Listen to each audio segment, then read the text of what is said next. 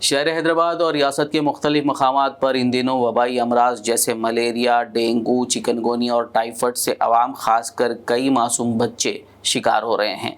इस सिलसिले में BBN के नुमाइंदे सैयद खिजर ने doctor M.A. Wahab Zubair, senior general physician, princess Durr-e-Shehvar hospital Purani Haveli से मुलाकात करते हुए बात की कि इन वबाई अमराज से महफूज रहने के लिए क्या एहतियात ज़रूरी है। आइए देखते हैं डॉक्टर M.A. वहाब जुबैर ने क्या कहा। मैं डॉक्टर M.A. वहाब जुबैर हूँ, consultant physician, princess Durr-e-Shehvar hospital और कृष्णा वेस्टर्न हॉस्पिटल। आज डेंगू के बारे में डिस्कस करने के लिए हमारे खिजर साहब आए हुए हैं। तो अभी ये सीज़न में डेंगू वायरस का बहुत केसेस देखने को मिलते हैं। जैसा अगस्त से शुरू हो जाता, लगभग जुलाई एंडिंग से बारिशां शुरू होने के बाद से, और अगस्त में सितंबर तक पीक रहता है इसका सीज़न। बहुत ज़्यादा पेशेंट्स रहते हैं। उसके बाद धीरे धीरे बारिशां जैसा जैसा कम होते गए, इसका इंसिडेंसेस भी, न्यू केसेस भी कम होने लगते। और डेंगू डिजीज इटसेल्फ वायरस के वजह से आता है। वो वायरस मच्छर के ज़रिए से फैलता है, और ख़ास तौर से ये मच्छर डे फीडर है, मतलब दिन में मच्छर काटता है। जैसा आमतौर पे मस्किटोस जो मलेरिया के रहते हैं, नाइट फीडर्स है, वो रात में काटने के मच्छर से, वो एनोफिलिस मस्किटो बोलते हैं, क्यूलेक्स मस्किटो बोलते हैं, वो मलेरिया के है। इसको डेंगू के मच्छर को एडिस इजिप्टाई बोलते हैं, और ये डे टाइम में फीड करता, तो डे टाइम में फिरते रहता। तो दिन में जब मच्छर काटते हैं, खास तौर से डेंगू कैरी करते हैं मस्किटोस, उसके वजह से डेंगू बीमारी होती। और डेंगू बीमारी होने के बाद इंक्यूबेशन पीरियड लगभग 7 से 10 दिन तक रहता। उसके बाद फीवर शुरू होके हाई टेम्परेचर्स आ सकते, जाड़े के साथ कोई भी वायरल इन्फेक्शन में जैसा सिम्टम्स रहते हैं, वैसी सिम्टम्स इसमें भी आते, और बाज़ लोगों को बॉडी पेन्स वगैरह भी रहते। और ख़ास तौर से डेंगू स्पेसिफिकली फीवर के साथ में किसी किसी को बॉडी पे रैशेस आते, लाल लाल धब्बे, स्पेशली पेटिकल हेमरेजेस भी आते, मतलब छोटे छोटे रेड डॉट्स के जैसा स्किन पे नज़र आते।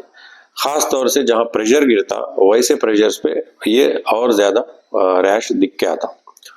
और फीवर के साथ में ये रैश के साथ में बाज़ लोगों को किसी को अगर लिवर पे भी इफेक्ट हुआ, ज़्यादा इफेक्ट हुआ, तो वॉमिटिंग्स वगैरह भी होने के चांसेस है।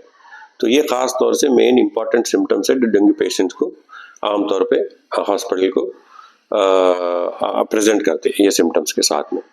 और वंस हॉस्पिटल को आने के बाद हम लोग जो इन्वेस्टिगेट करते हैं, जो डेंगू पेशेंट्स में complete blood picture, simple complete blood picture करते हैं। अगर उसमें प्लेटलेट्स अगर कम पाए गए, तो इसका मतलब, और WBC और प्लेटलेट दोनों भी थोड़ा कम होते हैं इसमें। और लिवर एंजाइम्स LFT करें तो उसमें SGPT SGOT लिवर डिस्टर्ब होने की वजह से ये दोनों चीज़ों में बड़े हुए आते।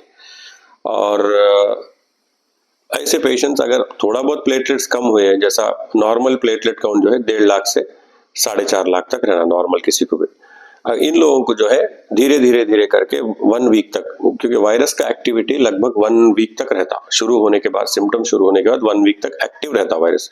किसी को 2-4 दिन में भी इंप्रूवमेंट आ सकता है, किसी को 8-10 दिन भी लग सकता है, और एवरेज 7 डेज तक का रहता। तो जब तक प्लेटलेट्स को नजर में रखना है अपने को।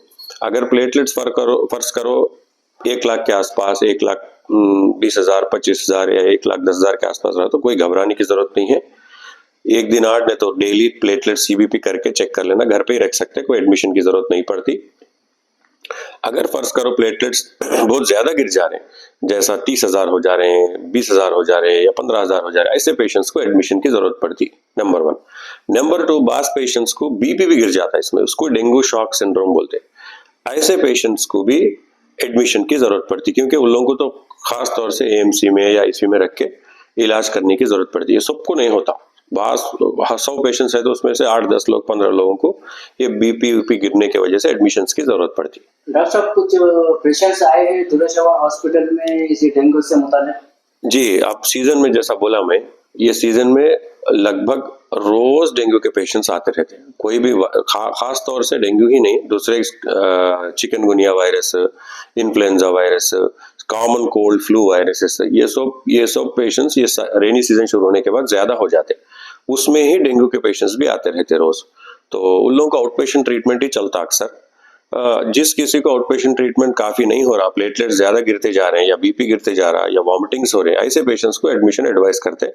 और एडमिशन करने के बाद रोज उन लोगों का जो है प्लेटलेट चेक कर लेते रहते हैं। अगर फर्ज करो प्लेटलेट 15,000 या 10,000 या 20,000 से नीचे गए या ब्लीडिंग टेंडेंसीज है पेशेंट को, तो उन लोगों में ही सिर्फ प्लेटलेट देने की जरूरत है। नहीं तो सिर्फ थोड़ा बहुत प्लेटलेट्स कम हुए, 70,000 80,000 है, प्लेटलेट चढ़ा दे रहे हैं, ये इलाज बिल्कुल नहीं है डेंगू का। अनलेस प्लेटलेट्स बिलो 15,000 20,000 हुए, ब्लीडिंग मैनिफेस्टेशंस है, उन लोगों को ही प्लेटलेट देना जरूरी है। नहीं तो हर किसी को प्लेटलेट दे तो बाद में जिसको जरूरत है उसको शॉर्टेज हो जाता प्लेटलेट्स का। तो इसलिए बहुत केयरफुली सेलेक्ट करना है किसको जरूरत है किसको जरूरत नहीं है। गैर जरूरी प्लेटलेट दे के अपने को बाद में शॉर्टेज स्केर्सिटी क्रिएट करना नहीं है, नंबर 1। नंबर 2, इन लोगों को अक्सर तौर पे सिम्टोमेटिक ट्रीटमेंट करे तो काफी हो जाता है। कोई एंटीबायोटिक देने की जरूरत नहीं है, सिर्फ पैरासिटामोल दे के फीवर को कंट्रोल करना। थोड़ा बहुत अगर वॉमिटिंग्स वगैरह नहीं है तो ओरली रिहाइड्रेशन फ्लूइड्स अच्छा सा लेना, वो लोग ग़िज़ा अच्छा लेना, खास तौर से फ्रूट्स वगैरह सब।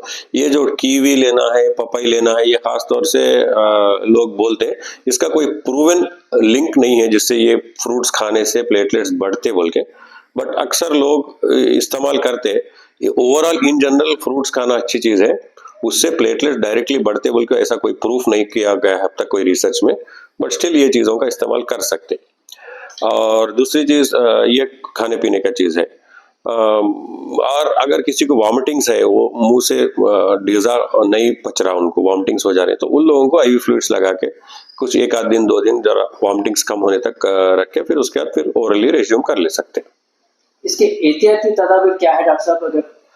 अब एहतियाती प्रिवेंटिव मेजर्स बोले तो किस वजह से आ रहा, मच्छरों की वजह से आ रहा, तो सिंपल मच्छरों को अवॉइड करना। मच्छर जहाँ जहाँ ब्रीडिंग करते हैं वो वैसे जगहों को एराडिकेट करना, जैसा कि स्टैग्नेंट वाटर है, और कपड़ा फुल्ली कवर्ड। बच्चों को स्कूल को अगर भिजा रहे हैं आप, क्योंकि सुबह में स्कूल थे, तो सुबह में बच्चे अगर जाते हैं तो मॉर्निंग टाइम को फीड करते हैं, क्योंकि बच्चे वही टाइम पे स्कूल में रहते हैं, तो उन लोगों को फुल क्लॉथिंग अच्छा सा पहना के, और स्कूल के मैनेजमेंट वगैरह भी मच्छरों को इरेडिकेट करे, जैसा इन मस्किटो रेपेलेंट्स, इंसेक्टिसाइडल मेजर्स, ये सब फॉलो करे तो बहुत दूर तक प्रिवेंट कर सकते हैं।